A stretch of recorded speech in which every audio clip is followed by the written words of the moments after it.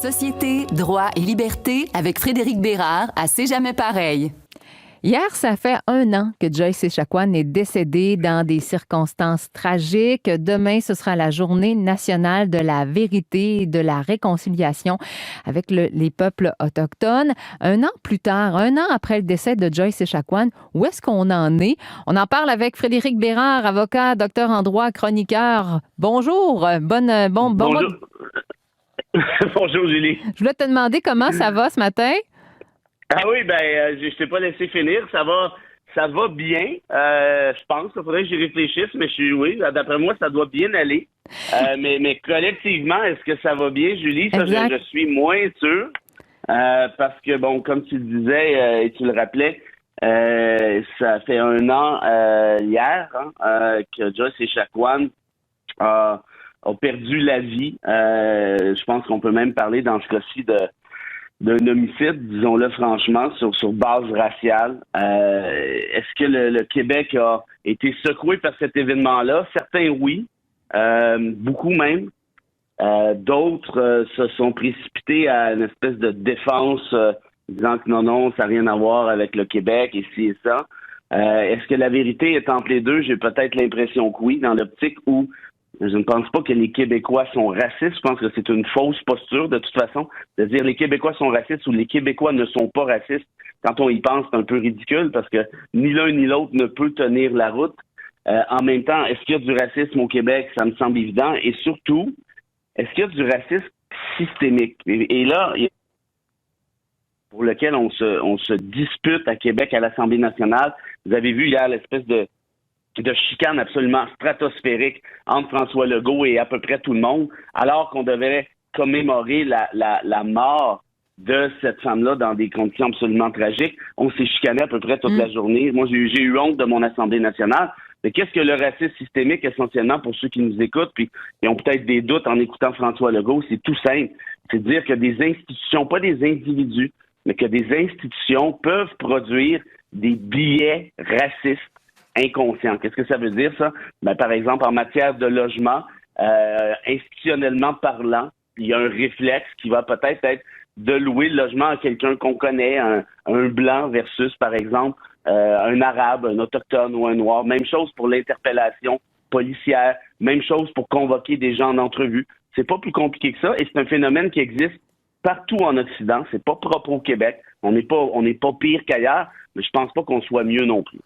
Bon, donc, quand on se dit que peut-être la mort de Joyce Echaquan a marqué un tournant dans nos relations avec les Autochtones, c'est vraiment en superficie, si je peux employer cette expression-là, là, pour peut-être monsieur, madame, tout le monde, oui, ça nous a sensibilisés, mais concrètement, il y a rien qui a changé dans les sphères gouvernementales, là. Ça a changé pour les gens de bonne foi, pour les citoyens de bonne foi, mais pour le gouvernement Legault, ça n'a absolument rien changé. Et si je te pose la question, Julie, qu'est-ce qu'a fait ce gouvernement-là en matière de relations avec les Autochtones depuis? Donne-moi une mesure sur le racisme qui a été adoptée par le gouvernement depuis. Moi, j'en connais pas. Oui, c'est ça, j'aurais de la difficulté à le faire. Voilà. Et là, pire que ça. Là, c'est déjà qu'on ne prenne aucune mesure, ça, c'est grave. Parce que Legault nous dit, arrêtons de s'obstiner sur les mots, là, tout le monde est contre le racisme. Alors, premièrement, c'est pas vrai. Puis deuxièmement, OK, mettons qu'on est d'accord, on arrête de s'obstiner sur les mots. C'est quoi tes réalisations, François Legault, en matière de lutte au racisme? Réponse, encore une fois, 0. Mais pire que chez pire, en plus de ne rien faire, le gouvernement qui acquiesce, écoutez, ça, c'est fort. Il n'y a pas tout le monde qui est au courant de toute cette histoire-là, qui est épouvantable. L'année dernière, il y a ça pas très longtemps, en fait, les amis de Joyce Echaquan sont débarqués à l'Assemblée nationale pour faire voter une résolution. Une résolution, là, ça n'a pas d'impact normatif. C'est simplement un énoncé de principe. C'est tout simple. Et l'énoncé en question, la résolution en question visait quoi? Visait à faire reconnaître que tous les Québécois, donc incluant les Autochtones, ont droit aux mêmes soins de santé. Est-ce que c'est ce qu'on appelle le principe de Joyce? Exactement, très précisément. Et crois-le ou non, le gouvernement Legault, qui est majoritaire en Chambre, a voté contre cette résolution-là et a donc fait battre le principe de Joyce, qui dit tout simplement « je suis d'avis qu'on devrait avoir les mêmes soins de santé ». Hey, c'est fort, là. Et au point où ce groupe-là, qu'on appelle donc les Amis de Joyce, comme je le disais, est maintenant devant le Comité des droits de l'homme de l'ONU pour faire reconnaître par l'ONU le fait qu'on viole nos obligations internationales en matière d'égalité raciale. Et là, je vous dis tout de suite, la réponse de l'ONU, ça va être simple. Ça veut dire, oui, vous violez vos obligations internationales. Et on va passer pour une belle gang de ticounes. Et après ça, ça va gueuler encore. Bah, c'est ça, c'est du Québec bashing. Mais il n'y a pas de Québec bashing là-dedans. Si on agit de cette manière-là, il faut assumer les conséquences. Et dans ce cas-ci, franchement, qu'un premier ministre vienne me dire arrêtons de s'obstiner sur les mots, il faut agir alors qu'il ne fait rien, de un, et de deux, alors que lui-même et son parti ont voté contre une résolution du style êtes-vous contre la tarte aux pommes, je trouve ça absolument abject et je pèse mes mots. Et hier, je parlais au chef de la communauté de Machetewiyat, Gilbert Dominique, et lui, il croit que la cause va connaître un véritable avancement lorsque le gouvernement Legault va reconnaître qu'il y a du racisme systémique au Québec. Donc, c'est vraiment ça que les communautés attendent aussi. Ben oui, puis là, il se refuse de le faire en pensant qu'il va se mettre à dos une base électorale qui est la sienne.